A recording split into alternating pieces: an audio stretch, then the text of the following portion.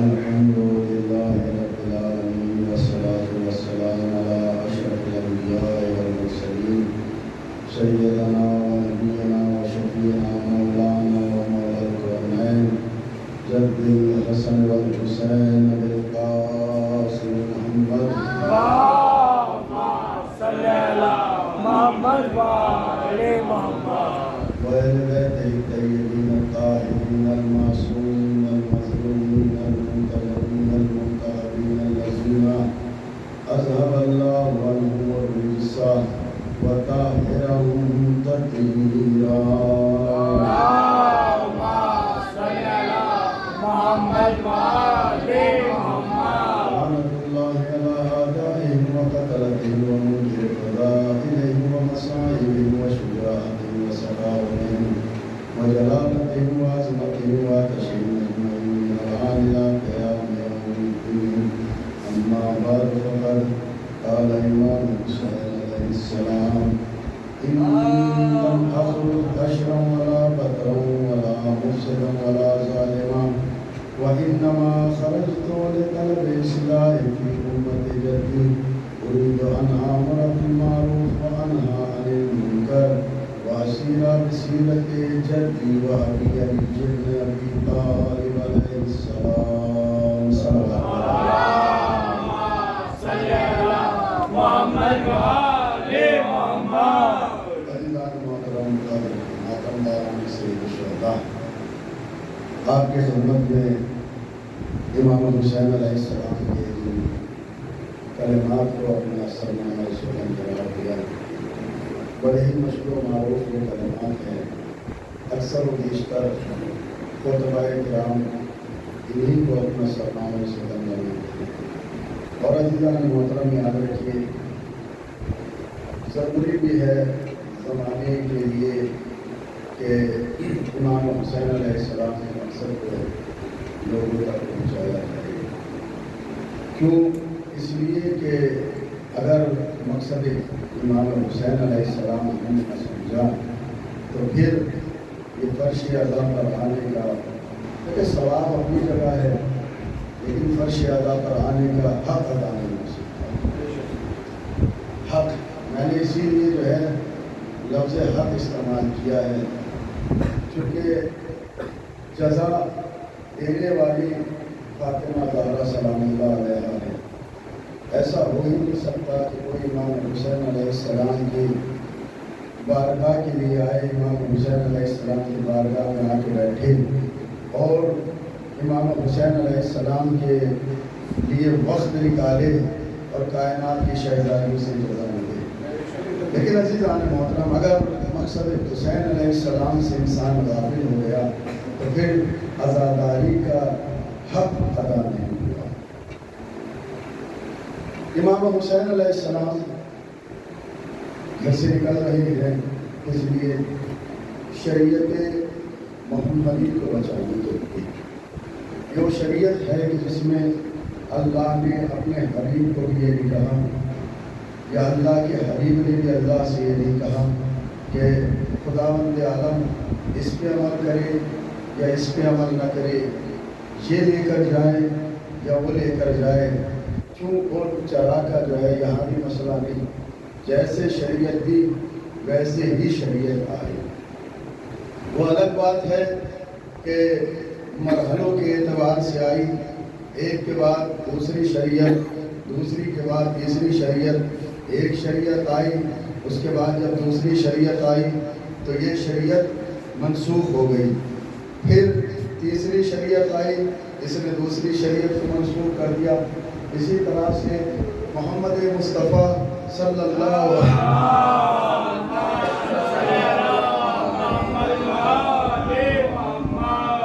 کی شریعت آئی جس کو قیامت تک باقی رہنا ہے اور جس کی حفاظت اب امامت کی ذمہ داری ہے، لہذا امام ہی شریعت کی حفاظت کریں گے. عزیزوں، جابر بن عبداللہ الانصاری نے خواب دیکھا. وہ کیا دیکھتے ہیں کہ انہوں نے خواب میں دیکھا کہ ایک سفید کپڑا آسمان سے زمین تک لٹکا ہوا ہے اور سب کو اجازت ہے کہ وہ اس پورے کپڑے کو لے جائے، لیکن حالات یہ ہیں کہ ہر کوئی آ رہا ہے اپنی مرضی سے کپڑے پر کینچی چلا رہا ہے، اپنی مرضی سے کپڑے کو کاٹ کر کے لے جا رہا ہے۔ اجازت ہے پورا کپڑا لے جانے کی۔ آپ غور فرمائیں، کپڑے میں کوئی نقص نہیں ہے، کپڑے میں کوئی خرابی نہیں ہے، بلکہ اجازت ہے پورا کپڑا لے جانے کی۔ لیکن آنے والے آ رہے ہیں اپنے اعتبار سے اس کپڑے پر کینچی چلا چلا کر، اپنے اعتبار سے اس کپڑوں کا کونا کاٹ کر کے لے جا رہے ہیں۔ تو کپڑے میں کوئی عیب نہیں تھا، لیکن جب اپنے اعتبار سے لے کر کے گئے تو کپڑے میں عیب نظر آنے لگا۔ پھر اس کے بعد کیا دیکھتے ہیں، ایک جانور ہے جس کے 2 منہ ہیں، وہ دونوں منہ سے کھا رہا ہے۔ پھر خواب میں دیکھا ایک شخص ہے جو 2 نہروں کے درمیان میں کھڑا ہے، ادھر سے پانی لیتا ہے ادھر ڈالتا ہے، ادھر سے پانی لیتا ہے ادھر ڈالتا ہے۔ پھر اس کے بعد کیا دیکھا کہ ایک بہت ہی سریلی آواز ہے۔ جب یہ اس سریلی آواز کے پیچھے گئے تو کیا دیکھا، وہاں پہ کچھ نہیں سوائے ایک خالی پنجرے کے۔ اب انہوں نے جب یہ خواب دیکھا، دیکھنے کے بعد معصوم کی خدمت میں آئے، آنے کے بعد معصوم کو اپنا خواب بیان کیا۔ معصوم نے ان کے خواب کی تعبیر کچھ اس طرح سے بیان کی۔ معصوم فرماتے ہیں، اے جابر، وہ جو خواب میں تم نے کپڑا دیکھا ہے وہ اللہ کی طرف سے بھیجا ہوا اسلام ہے، کہ جس کے لیے اجازت ہوگی کہ پورے اسلام پر عمل کیا جائے، پوری شریعت پر عمل کیا جائے، لیکن عمل کرنے والے اپنے اپنے اعتبار سے اسلام کو لے کر کے چلے جائیں گے اور اپنا اپنا عمل کریں گے۔ یہی حالت ہو جائے گی اسلام کی کہ سمجھنے والے سمجھ نہ پائیں گے، جس کو جہاں سے سمجھ میں آئے گا وہ وہاں سے اسلام لے کر کے چلا جائے گا۔ اب جس کو جہاں سے معیار سمجھتا آ جائے گا، بے اشاروں پر غور کریے گا، جس کو جہاں سے معیار سمجھ میں آتا چلے جائے گا وہ اسلام کو وہاں سے لیتا چلا جائے گا۔ اسلام میں کوئی کمی نہیں ہے، اسلام کے ماننے والوں نے اپنے اپنے اعتبار سے اسلام کو لیا ہے، شریعت کو لیا ہے، لہذا اپنے اپنے اعتبار سے لینے کی وجہ سے آج زمانے میں شریعت کی شکل تبدیل ہو گئی ہے۔ شریعت میں کوئی کمی نہیں ہے، اللہ نے جیسی شریعت بھیجی تھی ویسی ہی شریعت ہے، لیکن ہم نے اپنے اعتبار سے شریعت کو لے کر کے شریعت کی شکل کو تبدیل کر دیا۔ یہی وجہ ہے کہ آج ہم جب زمانے میں نکلتے ہیں، اسلام یعنی مسلمان، ہمارے اوپر ایک ہی ٹھپا لگایا جاتا ہے، مسلمان یعنی ان کے اندر جو ہے سسٹم نہیں ہوتا۔ مسلمان، اب آپ کسی ہوٹل پہ چلے جائے، وہاں پر کچھ گندگی نظر آئے تو لوگ یہ کہتے ہوئے نظر آئیں گے یہ مسلمان کا علاقہ ہے، یہ مسلمان کا ہوٹل ہے۔ مسلمان یعنی بے قاعدہ، بے شعور۔ کیوں؟ اس لیے کہ ہم نے شریعت کا صحیح استعمال نہیں کیا۔ جو شریعت پیغمبر اکرم لے کر آئے تھے اس شریعت پر عمل نہیں کیا، بلکہ اپنے اپنے اعتبار سے شریعتوں کو لینے کے بعد عمل کرتے ہوئے نظر آئے۔ شریعت میں کوئی نقص نہیں تھا، ہم نے اپنے عمل کے اعتبار سے شریعت میں نقص بنا دیا۔ اس کے بعد معصوم نے فرمایا کہ وہ جو خواب میں تم نے دیکھا ہے کہ ایک جانور ہے جس کے 2 منہ ہیں، یعنی وہ لوگ ہیں جو حلال بھی کھائیں گے حرام بھی کھائیں گے۔ یہ وہ لوگ ہوں گے جو حرام بھی کھائیں گے حلال بھی کھائیں گے۔ اور یہ جو تم نے خواب میں دیکھا ہے کہ ایک شخص 2 نہروں کے درمیان میں کھڑا ہوا ہے، وہ ادھر سے پانی لیتا ہے ادھر ڈالتا ہے، ادھر سے پانی لیتا ہے ادھر ڈالتا ہے، نہ ادھر کوئی کمی ہوتی ہے نہ ادھر کوئی زیادتی ہوتی ہے، نہ ادھر کوئی کمی ہوتی ہے نہ ادھر کوئی زیادتی ہوتی ہے۔ معصوم نے فرمایا یہ نظام قدرت ہے، یہ نظام قدرت ہے، یعنی انسان اس دنیا میں مرتا بھی ہے، انسان اس دنیا میں آتا بھی ہے، نہ وہاں زیادتی ہوتی ہے نہ دنیا میں کمی ہوتی ہے، نہ وہاں کوئی زیادتی ہوتی ہے، نہ دنیا میں کوئی کمی ہوتی ہے۔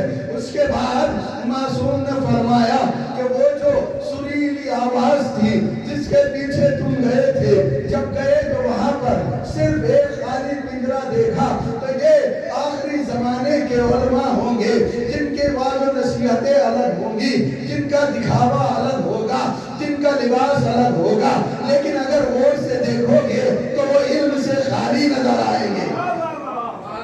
صلوات پڑھے محمد آل محمد۔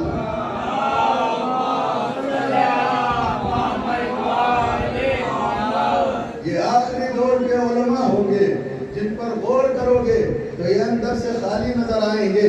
معصوم نے بتایا کہ خواب کیسا ہے، اب بھی سمجھ میں آ جانا چاہیے کہ شریعت پر وہی عمل کرنا چاہیے جو شریعت پیغمبر اکرم لے کر کے آئے ہیں۔ اور عزیزان محترم، اس شریعت کو بچانے کے لیے امامت کا سلسلہ رکھا گیا ہے۔ امامت کی پہلی کڑی کا نام ہے علی بن ابی طالب۔ میرا مولا جب کوفے کے منبر سے وعظ و نصیحت کر چکا تو ایک شخص کھڑا ہو کے کہتا ہے، یا علی، یا علی، اللہ نے مجھے تمام نعمت سے نوازا ہے، اللہ نے مجھے صاحب شریعت بھی بنایا، صاحب ثروت بھی بنایا، صاحب دولت بھی بنایا، عزت دار بنایا، لیکن اے علی، اللہ نے مجھے ایک نعمت سے محروم رکھا۔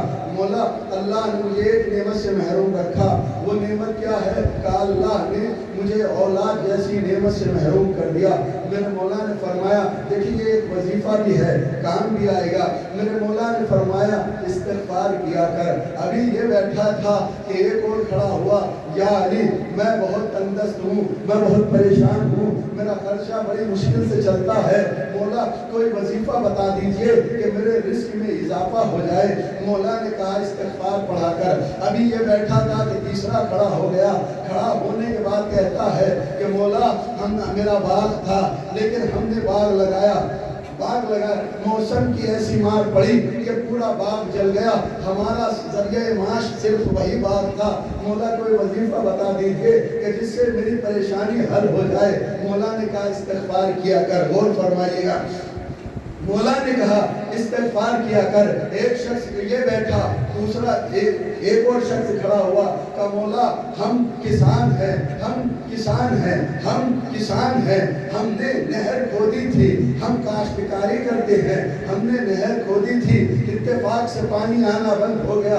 میرے مولا نے کہا استغفار کیا کرو، اللہ تمہاری نہروں میں پانی بھیجے گا۔ ایک شخص کھڑا ہوا، اس نے کہا کہ مولا، ہم نے فصلیں لگائی تھی لیکن کیا کرے بارش نہیں ہوئی۔ میرے مولا نے کہا کہ استغفار کیا کرو۔ اب میرے مولا ہر ایک کو حل بتاتے جا رہے ہیں، ہر انسان سوال کر رہا ہے۔ ایک مرتبہ وہ شخص کہ جو علی علیہ السلام کا شاگرد بھی ہے، ابن عباس، ہاتھوں کو جوڑ کر کے کھڑا ہوتا ہے کہ مولا، میری سمجھ میں نہیں آیا، جس کے اولاد نہیں تھی آپ نے اس کو بھی استغفار بتایا، جس کے پاس مال نہیں تھا آپ نے اس کو بھی استغفار بتایا، جس کے باغات جل گئے تھے آپ نے اس کو بھی استغفار بتایا، جس کے یہاں بارش نہیں ہو رہی تھی آپ نے اس کو بھی استغفار فرمایا، آپ نے اس کو بھی استغفار کی تلقین دی۔ ایک مرتبہ میرے مولا نے کہا، اے ابن عباس، تم نے قرآن نہیں پڑھا؟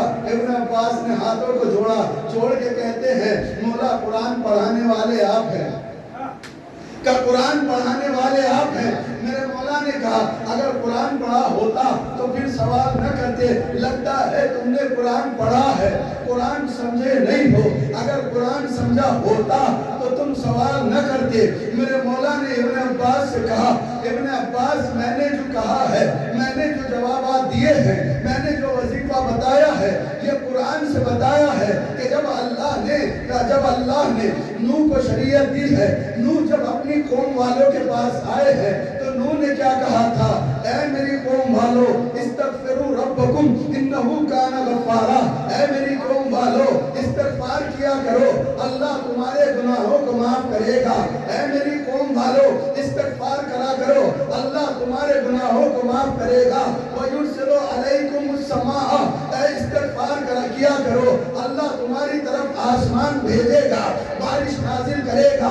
وَيُمْدِدْ بِأَمْوَالِكُمْ وَيُمْدِدْكُمْ بِأَمْوَالٍ وَبَنِينَ، استغفار کیا کرو، اللہ تمہیں اولاد دے گا۔ استغفار کیا کرو،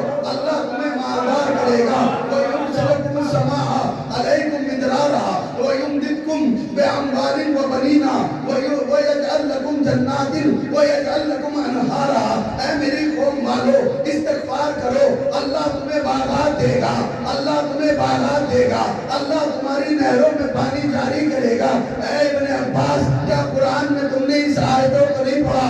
ابن عباس نے ہاتھوں کو جوڑا، ہاتھوں کو جوڑ کر کے کہتے ہیں مولا مجھے تو ایسا لگ رہا ہے کہ یہ آیتیں ابھی ابھی آپ کے اوپر نازل ہوئی ہو۔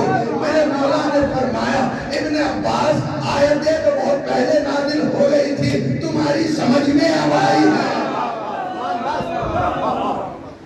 آیتیں تو بہت پہلے نازل ہو گئی تھی، تمہاری سمجھ میں اب آئی ہے۔ آیتیں تو بہت پہلے نازل ہو گئی تھی، تمہاری سمجھ میں اب آئی ہے۔ اب میں آپ سے سوال کرتا ہوں، ابن عباس کون ہے؟ رسول کے صحابی کا نام ہے ابن عباس، وہ ابن عباس جو مفسر قرآن ہے۔ صحابی کا نام ہے ابن عباس، وہ ابن عباس جو مفسر قرآن ہے، وہ ابن عباس جو شاگرد علی ہے، یعنی وہ صحابی رسول، وہ شاگرد رسول علی سے سوال کر رہا ہے۔ عزیزان محترم اب غور کریے، اب آپ کے اذہان متوجہ ہے تو جملہ کہوں، جب قرآن بغیر علی کے ابن عباس کو سمجھ میں نہ آیا تو بعد رسول بغیر علی کے کسی اور کو کیا سمجھ میں آئے گا؟ صلوات پڑھے محمد آل محمد۔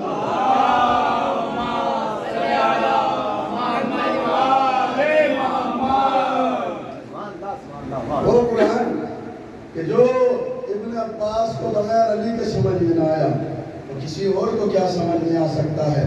یاد رکھیں قرآن پڑھنا اور ہے، قرآن کی حفاظت کرنا اور ہے، قرآن حفظ کر لینا اور ہے، حفاظت کر لینا اور ہے۔ لوگ ماشاءاللہ ان پہ تانے لگاتے ہیں کہ بھئی ان کے یہاں جو ہے حافظ قرآن نہیں ہوتے۔ ہم کہتے ہیں بے شک آپ جو کہہ رہے ہو غلط کہہ رہے ہو، ہمارے یہاں ماشاءاللہ سے اس وقت حافظ قرآن بہت موجود ہے، لیکن ہماری قوم ابھی سوئی ہوئی ہے، بیدار نہیں ہے۔ لیکن آپ یقین مانیے اپنے ہندوستان کے اکثر طلباء اس وقت ایران میں قرآن حفظ کر رہے ہیں۔ لہذا اگر کوئی کہے نا آپ سے کہ سرکار آپ کے یہاں حافظ قرآن نہیں ہوتے، تو منہ توڑ جواب دیجیے گا کہ ہمارے یہاں حافظ قرآن بھی ہوتے ہیں، محافظ قرآن بھی ہوتے ہیں۔ صلوات پڑھے بابا دے بلند۔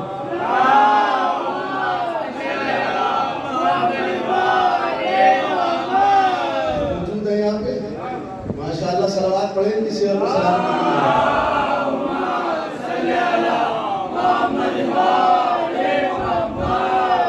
جب ہماری قوم کا مستقبل ایسا ہوگا نا تو پھر اپنی قوم کے مستقبل پر فخر کریے گا۔ یقین مانیے اگر قوم کا مستقبل اس انداز میں رہے گا تو پھر گھبرانے کی ضرورت نہیں ہے، پھر فخر کریے، اس لیے کہ ہمارا مستقبل اچھے ہاتھوں میں جا رہا ہے، حافظان کے ہاتھوں میں جا رہا ہے۔ یاد رکھیں منبر سے آ کر کے کچھ بھی پڑھ جانا اور کسی بھی بات پہ ہاتھ اٹھا دینا یہ بھی صحیح نہیں ہے۔ غور و فکر کریے اور پڑھنے والے کو دیکھیے کہ پڑھ کیا رہا ہے، چاہے وہ اشعار کے ذریعے ہو چاہے خطابت کے ذریعے سے ہو۔ عزیزان محترم آپ بھی اپنی ذمہ داری کو سمجھیے، چونکہ یہ عزائے حسین ابن علی آپ کو بیدار کرتی ہے، سونے کے لیے نہیں بنائی گئی ہے کہ آپ مجالسوں میں آئے، آنے کے بعد ماتم کرے، نوحہ خوانی کرے اور اس کے بعد چلے جائے۔ مقصد ہے مجلس حسین علیہ السلام کا۔ آپ اور کیوں نہیں فرماتے؟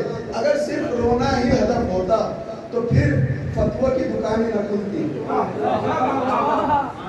اگر صرف رونا ہی ہدف ہوتا تو یہ محرم کا چاند نمودار ہونے کے بعد سال بھر آرام سے سوتے ہیں۔ ادھر محرم کا چاند نمودار ہو جائے، ادھر ان کی نیندیں حرام ہو جاتی ہے۔ ہر مفتی فتویٰ لے کر کے بیٹھ جاتا ہے رونا بدعت، رونا حرام، اس لیے کہ حسین شہید ہے اور شہید زندہ ہوتا ہے اور زندے پر رونا جو ہے حرام ہوتا ہے۔ عجیب بات ہے، غور ہی نہیں کیا آپ نے۔ اگر قسم خدا کی ان فتووں کو ہی سمجھ لیتے کہ یہ فتوے ہمارے اوپر کیوں لگ رہے ہیں تو پھر اس فرش عزا کی عظمت یہیں سے پتہ چل جاتی، یہیں سے سمجھ میں آ جاتا کہ اس فرش عزا کی عظمت کیا ہے، اس کی فضیلت کیا ہے۔ وہ اس بات سے نہیں گھبراتے کہ آپ رو کیوں رہے ہیں، آپ رو کیوں رہے ہو، آپ آئے کیوں ہو۔ وہ اس بات سے نہیں گھبراتے کہ آپ زنجیر کیوں کر رہے۔ وہ تو ان چیزوں کو دلیل بناتے ہیں، دلیل بنا کر وہ دوسرے لوگوں کو آپ سے دور کرنے کی کوشش کرتے ہیں۔ حقیقت وہ بھی جانتے ہیں کہ یہ فرش عزا حق بیانی کے لیے ہے۔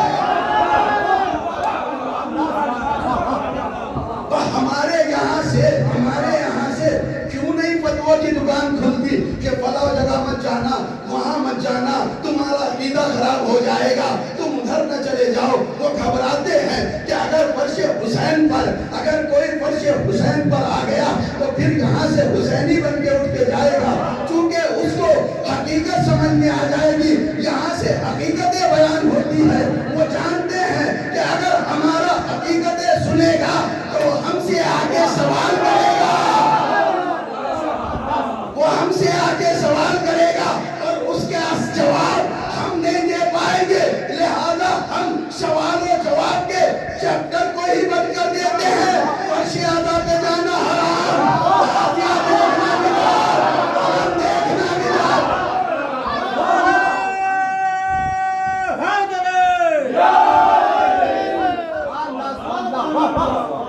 لہذا ہم اس چیپٹر کو ہی بند کر دیتے ہیں۔ ایسا ڈرایا جاتا ہے فرش اعلیٰ سے، ان کو گھبراہٹ ہے کہ کہیں ایسا نہ ہو ہمارا جوان آ کر ہم سے سوال کرے۔ ہم کیوں نہیں گھبراتے؟ آج تک کسی نے کہا، کسی بزرگ نے کہا اپنی اولاد سے کہ فلاں میجورٹی میں مت جاؤ، فلاں جگہ مت جاؤ، فلاں کو دوست مت بناؤ، کہیں ایسا نہ ہو کہ تم ان کے جیسے ہو جاؤ۔ یاد رکھیے، ہم نے اپنے بچوں کو، ہم نے اپنے مستقبل کو علی جیسے امام کی ولایت سمجھائی ہے۔ کسی بھی ماحول میں چلا جائے گا، بدلنے کی ضرورت نہیں ہے، اس لیے کہ علی نے، فرش اعلیٰ نے ہمیں عزت دار بنایا ہے۔ ہم اس علی کے ماننے والے ہیں جس نے ہر میدان میں ہمیں عزت بخشی ہے۔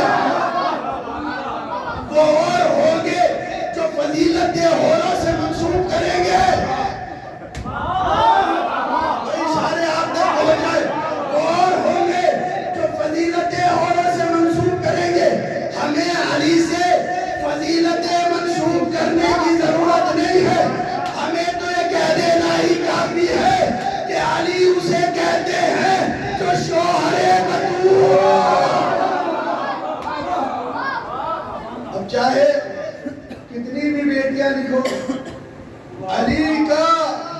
علی کی فضیلتوں میں ایک فضیلت یہ ہے، شوہر بطول۔ حسنین کے بابا کا نام ہے علی ابن ابی طالب، بیٹیاں لکھ دو گے، داماد لے آؤ گے، حسنین جیسے بیٹے کہاں سے لاؤ گے؟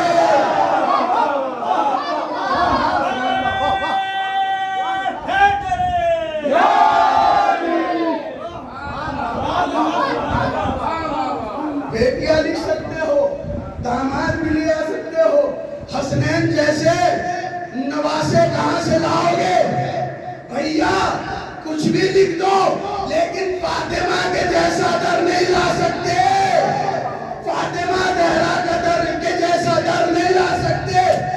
وہ در ہے کہ اگر بی بی نے کہہ دیا، بچوں نے اگر کہا اماں کلید ہے ہمیں نئے کپڑے چاہیے، تو اگر بی بی نے کہہ دیا کل تمہارے کپڑے درزی لے کر آئے گا، غور فرمائیے گا، یہ وہ در ہے کہ اگر بی بی نے کہا ہے کہ تمہارے کپڑے درزی لے کر آئے گا، اب فرشتے میں ہمت نہیں کہ اس در پہ آ کر کہے فرشتہ ہوں۔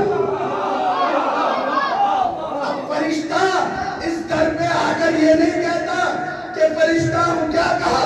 انا خیاط الحسنین، کہ میں حسنین کا درزی ہوں۔ عزیزان محترم آپ غور فرمائیے، اگر کوئی بڑا آفیسر ہے، اس کو اس کے چھوٹے مرحلے سے آپ یاد کرو گے تو وہ بگڑ جائے گا۔ اگر کوئی بڑی پوسٹ پر ہے، چھوٹی پوسٹ کا نام لے کر کے اس سے بات کرو گے وہ بگڑ جائے گا۔ میں کہوں گا ہے رضوان جنت، تم تو رضوان جنت ہو، درے زہرا پہ اپنے آپ کو درزی بتا کر کیا تمہیں شرم محسوس نہیں ہو رہی؟ عزیزان محترم، فرشتہ کہے گا نادان، کیسی بات کر رہا ہے بھیا؟ جس کے نواسوں، جس کے بیٹوں کو رسول اپنے کانوں پہ بٹھا کر رسول کی شان نہیں کرتی، بھائی جس کے بیٹوں کو اپنے کاندھوں پر بٹھا کر رسول کی شان نہیں گھٹتی، اس فاطمہ کے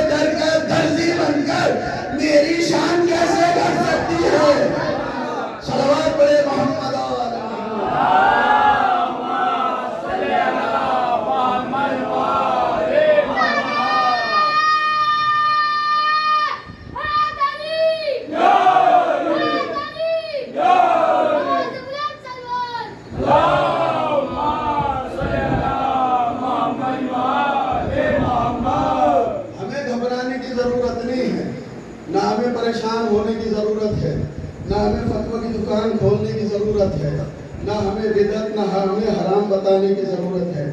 ہمارا بچہ جہاں بھی جائے گا فخر سے جائے گا، چونکہ ہمارے بچوں کو بھی معلوم ہے ہم جس کو امام مانتے ہیں وہ باکمال ہے۔ دنیا نے لاکھ چاہا کہ فضیلتیں کم دیا جائے، کسی صاحب نے کیا باقاعدہ طور پر یہ ٹی وی پہ بھی آیا تھا، کسی نے پوچھا کہ یہ جو شیعہ ہیں یہ صحابہ کو نہیں مانتے؟ انہوں نے کہا غلط بات کہہ رہے ہوں، صحابہ کو مانتے ہیں۔ تو انہوں نے کہا یہ بتائیے کہ صحابہ میں افضل ہیں یا علی افضل ہیں؟ انہوں نے کہا کہ تقابل کرنے کی ضرورت ہی نہیں ہے، علی اپنی جگہ، صحابہ اپنی جگہ، کا پھر بھی فرق کیا ہے؟ انہوں نے کہا بس اتنا سا فرق سمجھ لو، صحابہ وہ ہیں کہ اگر سجدے نہ کرتے تو کافر کہلاتے، علی وہ ہے کہ اگر سجدے نہ کرتا تو خدا کہلاتا۔ علی وہ ہے کہ اگر سجدے نہ کرتا تو خدا کہلاتا۔ بھائی انہوں نے قرآن کو رٹا نہیں تھا، پڑھا تھا، ایسے ہی نہیں کہا، بلکہ قرآن سے دلیل دی ہے۔ جناب ابراہیم کا واقعہ ہے، جناب ابراہیم نمرود کے دربار میں آئے، میں کہوں گا جناب ابراہیم کہاں جا رہے ہو؟ کہ نمرود کے دربار میں۔ کس لیے جا رہے ہو؟ کہ اس کی اوقات بتانے، یہ خدا بنا ہوا بیٹھا ہے، کہ کیا کرو گے؟ کہ دربار میں جانے دو، پھر پتا چلے گا کیا کروں گا۔ دربار میں پہنچے، نمرود سے پوچھا کہ تو خدا ہے؟ کہ ہاں میں خدا ہوں۔ کہ اچھا میرا خدا وہ ہے، غور کریے گا، میرا خدا وہ ہے جو زندوں کو مردہ کرتا ہے، مردے کو زندہ کرتا ہے۔ اگر تو خدا ہے تو ایسا کر کے دکھا۔ تاریخ بتاتی ہے اس نے ایک انسان کو بلایا جس کو سزائے موت ہو چکی تھی، آزاد کر دیا۔ ایک شخص کو بلایا، قتل کر دیا۔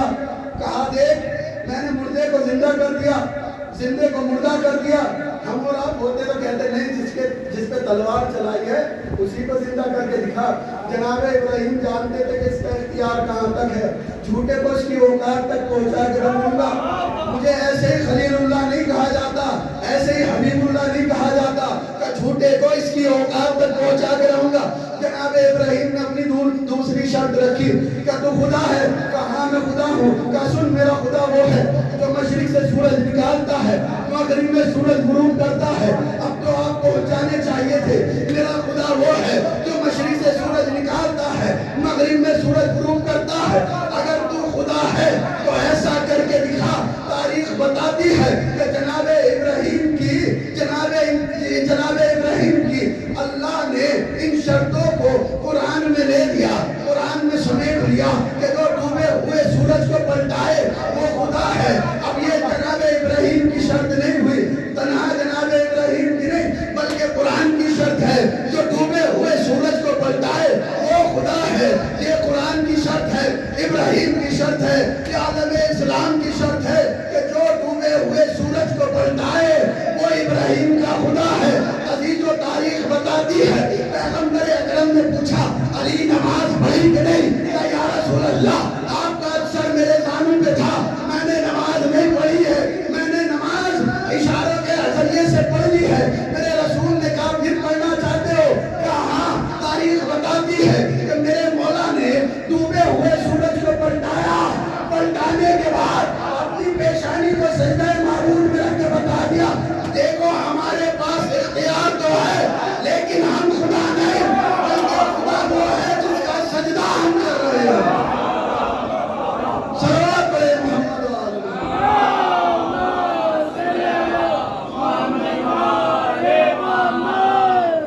ہم خدا نہیں بلکہ خدا وہ ہے جس کا ہم سجدہ کر رہے ہیں۔ علی نے ہر قدم پر توحید بتائی ہے، علی نے ہر قدم پر خداوند عالم کے توحید کو بچایا ہے، لوگوں تک توحید پہنچائی ہے۔ علی نے یہ جو آج کل ہمارے یہاں شعرا بھی آ رہے ہیں جو ہمدردی کرتے ہیں نصیریوں کی، یاد رکھو نصیریوں کی ہمدردی تو علی علیہ السلام نے نہیں کی، نصیریوں کی ہمدردی خدا سمجھ رہے تھے، علی علیہ السلام نے قتل کیا۔ اچھا کم وقت قسمت کا اتنا خراب کہیں یا کیا کہیں، اتنا اکڑنے والا تھا، علی نے قتل کیا۔ زندہ کیا کا تو اور اضافہ ہو گیا.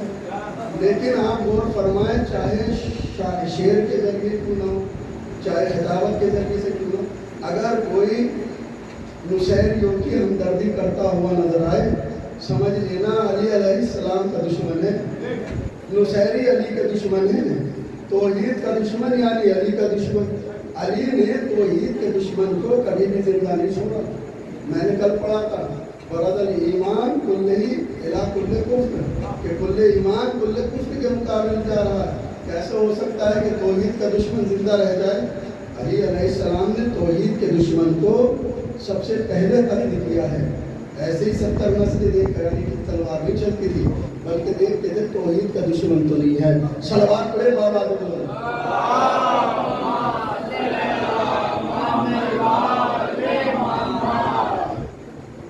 جانے محترم، ہمیں گھبرانے کی ضرورت نہیں ہے. خدا کا شکر ہے، ان مجالسوں کا فیض ہے. ہمارے بچوں کو یہ تو معلوم ہے کہ ہم کس کے ماننے والے ہیں، اور ہمارا سر فخر سے اونچا ہو جاتا ہے کہ جب بھی کوئی ہم سے پوچھتا ہے کہ کس کے ماننے والے ہو، ہم فخر سے کہتے ہیں کہ حسین کے ماننے والے ہیں، علی کے ماننے والے ہیں. اس لیے کہ انہوں نے کبھی بھی فضیلت کو چھڑانے والے اور ہوتے ہیں، صاحب فضیلت اور ہوتے ہیں. اب یوں تو کوئی بھی کچھ بھی لکھوا لے، جب کچھ نہیں ملتا فضیلت کو لکھنے کے لیے تو جو ادھر سے فضیلت مل جاتی ہے وہ ادھر سے منسوخ کر کے پڑھ دی جاتی ہے. صلوات پڑھے بابا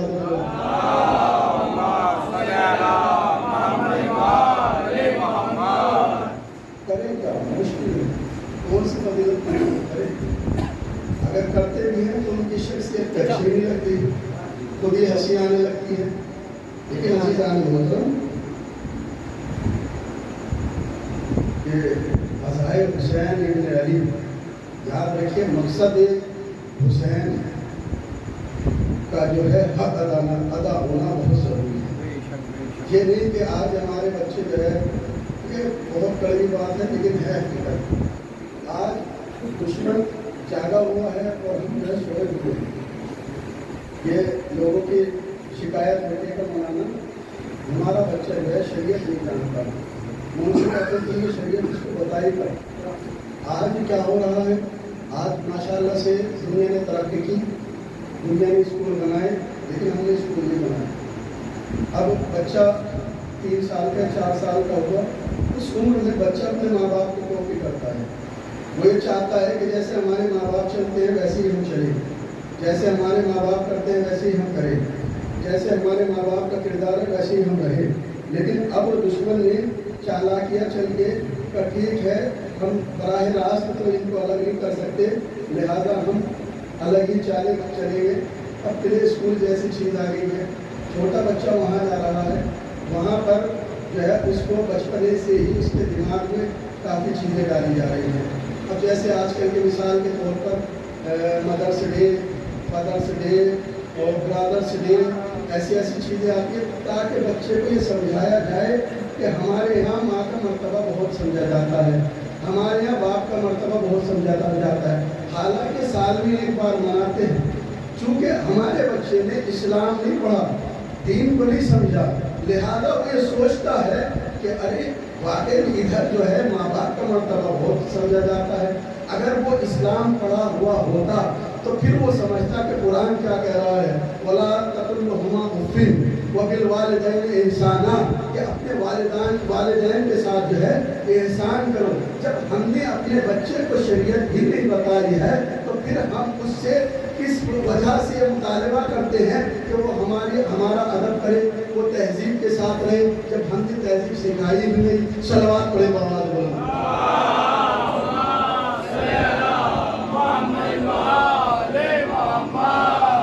آج کل تو اگر بچہ گود میں رونے لگ جاتا ہے تو ماں باپ اس کو بہلانے کے لیے موبائل دے دیتے ہیں. پہلے زمانے میں شاید مجھ سے بہتر جو ہمارے بزرگ ہوں گے وہ جانتے ہوں گے، مجھے تو خیر، لیکن اگر دیکھا جائے پہلے زمانے میں اگر بچہ روتا تھا، ماں بہلا رہی ہے، باپ آدھا گھنٹہ باہر گھوم رہا ہے، کہ کس لیے گھوم رہے ہو، کہ بہلا رہے ہیں بچے کو.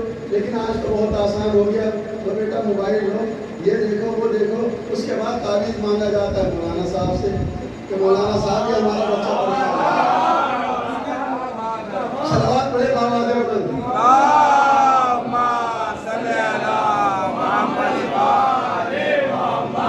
پہلے آپ تربیت کو تو دیکھو, ہم بچے کو تربیت کیا دے رہے ہیں, بچے کو سمجھا کیا رہے ہیں. یہ تو خدا کا لاکھ لاکھ شکر ہے, جناب زینب سلام اللہ علیہا نے ہمیں ایسا مکتب دے دیا کہ جہاں پر ہمارے بچوں کی تربیت ہو جاتی ہے.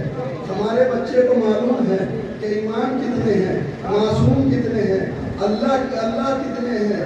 اللہ ایک ہے. کسی چھوٹے بچے سے بھی آپ پوچھ لیں گے. ہمارے یہاں پر یہ فرش ادا کا فیض ہے کہ ہمارے بچوں کو کم سے کم عقیدت کے اعتبار سے یہ ضروری ہے کہ کچھ چیزیں اتنا اس کو معلوم ہوتی ہے کہ اہم چیزیں اصول دین کیا ہے, فروع دین کیا ہے. اب وہ الگ بات ہے کہ وہ اصول دین کے بارے میں اگر اس سے پوچھا جائے کہ خدا کو ایک مانتے ہو تو کس لیے مانتے ہو, تمہارے پاس دلیل ہے تو کیا ہے, شاید چونکہ اس نے اتنا نہیں پڑھا تو جواب نہیں دے گا. لیکن فروع دین 10 ہی کیوں ہیں, زیادہ کیوں نہیں ہے, چونکہ 10 لکھے گئے ہیں. فروع دین 10 سے بھی زیادہ ہوتے ہیں. فروع دین یعنی معاملات بھی لے آتے ہیں, کافی چیزیں ہوتی ہیں, لیکن کم سے کم اس کو اتنا تو پتا ہے کہ ہمارے یہاں اصول دین کیا ہے, فروع دین کیا ہے, ایمان کتنے ہیں. یہ مجلسوں کا فیض ہے. میں یہ کہتا ہوں کہ مجلسوں کا یہ فیض ہے. اگر اپنے گھر میں تربیت کا اور معیار بڑھا لو گے تو آپ کے بچے کی تربیت میں 4 چاند لگ جائیں گے. پھر آپ کو کسی طبیب سے, کسی مولوی سے تعویذ لینے کی ضرورت نہیں. پھر یہ کہنے کی ضرورت نہیں کہ مولانا ہمارا بچہ ہماری باتیں نہیں مان رہا ہے. جب وہ اسلام پڑھ لے گا, جب وہ امام حسین علیہ السلام کے بارے میں اچھے سے جان لے گا تو اس کے بعد وہ اپنے ماں باپ کے ساتھ کبھی بھی برا سلوک نہیں کرے گا. اس لیے کہ حسین کا چاہنے والا ہے. حسین کے چاہنے والے اپنے ماں باپ کے ساتھ بے ادبی سے پیش نہیں آتے. صلوات پڑھے بابا سے بلند.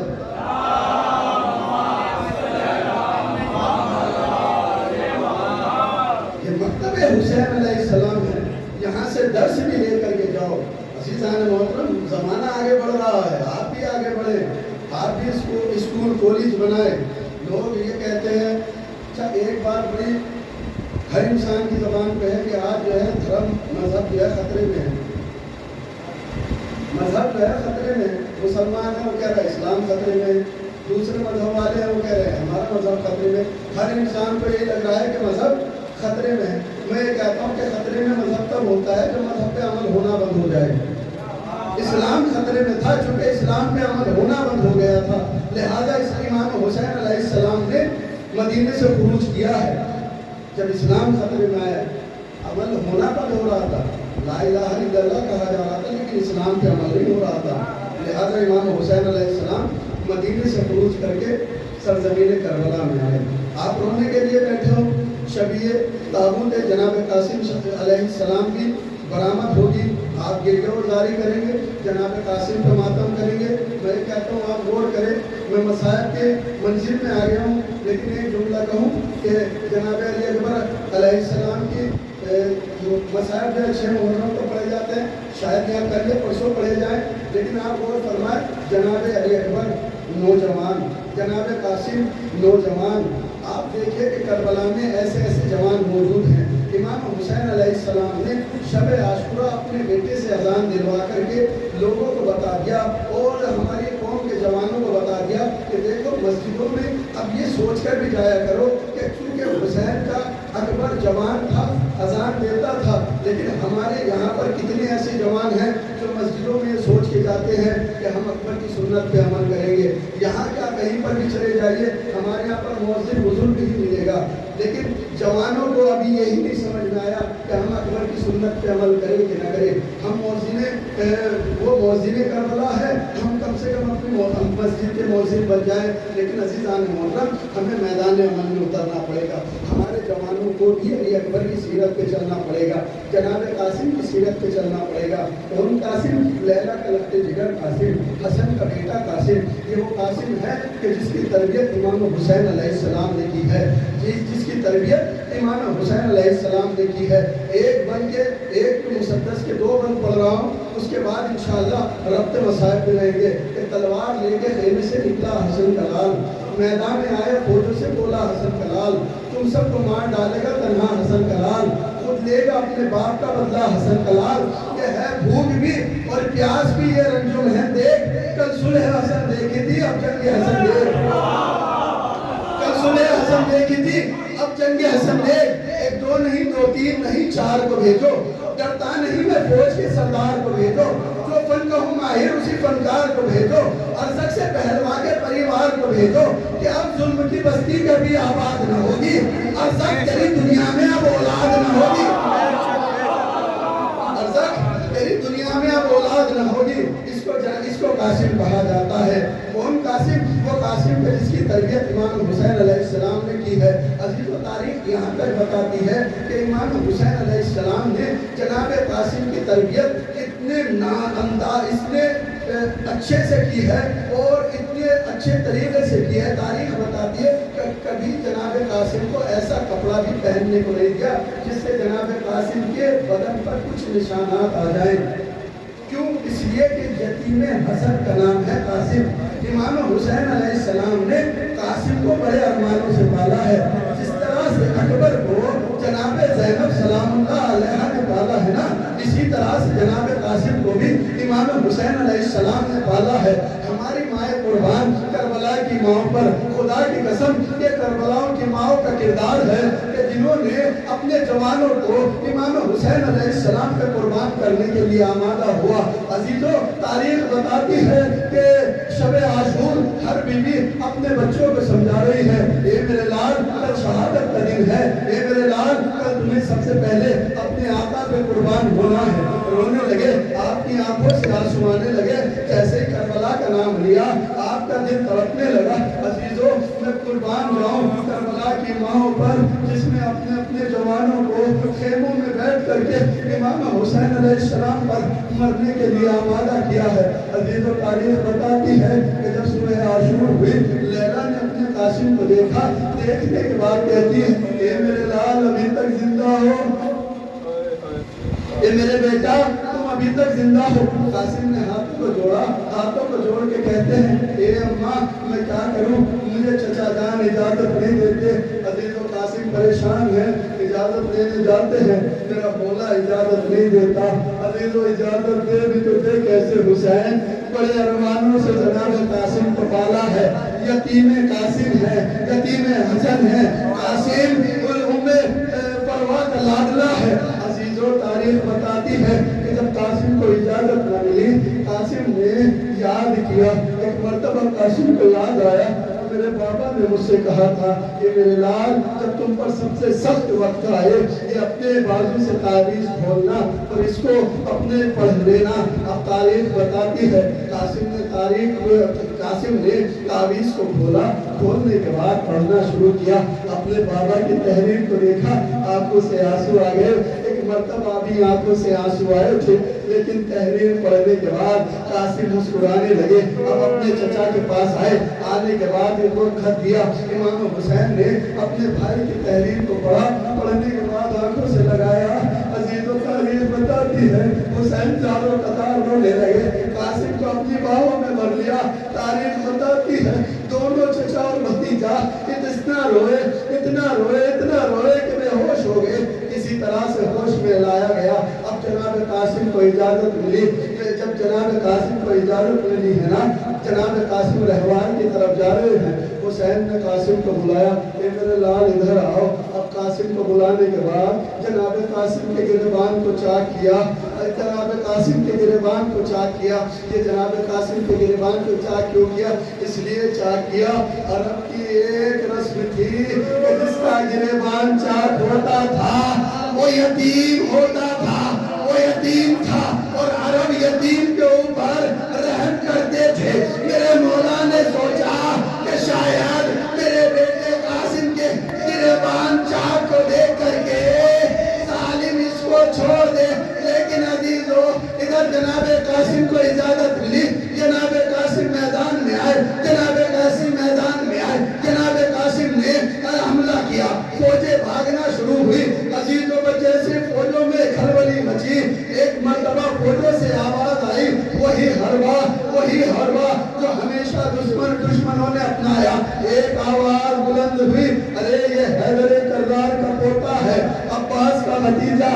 حسین کا بھتیجا ہے، حسن کا خون ہے، اس پر ایسے قبضہ نہ پایا جائے گا، اس کو چاروں طرف سے گھیر لو۔ تاریخ بتاتی ہے یتیم حسن کو چاروں طرف سے گھیر لیا گیا۔ جب چاروں طرف سے گھیر کر کے جناب قاسم پہ حملہ ہوا، ایک مرتبہ جناب قاسم زین پہ نہ رہ سکے، زین سے زمین کی طرف آئے۔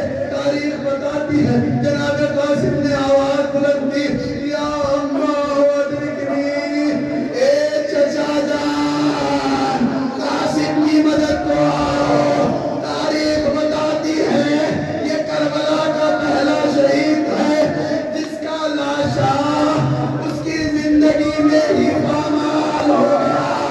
بس جیسے ہی قاسم نے آواز بلند کی، اے چچا جان میری مدد کو آؤ، حسین نے قاسم کی آواز کو سنا، شیر غضبناک کی طرح حملہ آور ہو گئے۔ فوجوں نے دیکھا حسین شیر غضنفر کی طرح حملہ کرتے ہوئے آ رہے ہیں، حملہ کرتے ہوئے آ رہے ہیں۔ عزیزو حسین کو غیب میں دیکھ کر فوجیں بھاگنے لگی۔ یتیم حسن گھوڑ کی ٹانگوں سے پامال ہو گیا، ٹانپیں پڑتی تھی، آواز آتی تھی، اے چچا مدد کو آؤ، اے چچا مدد کو آؤ، اے چچا مدد کو آؤ۔ تاریخ بتاتی ہے یہ پہلا شہید ہے جس کا لاشا زندگی میں ہی پامال ہو گیا۔ عزیزو حمید ابن مسلم کہتا ہے کہ حسین میدان میں آئے، کیا کے دیکھتے ہیں قاسم کا لاشا نظر نہیں آیا۔ میرے مولا نے کربلا میں 3 آوازیں قاسم کو دی، اے میرے لال قاسم کہاں، تمہیں تمہارا چچا بلا رہا ہے۔ کوئی آواز نہیں۔ جزاک اللہ، خدا آپ کی آوازوں پر ہم نازل کرے۔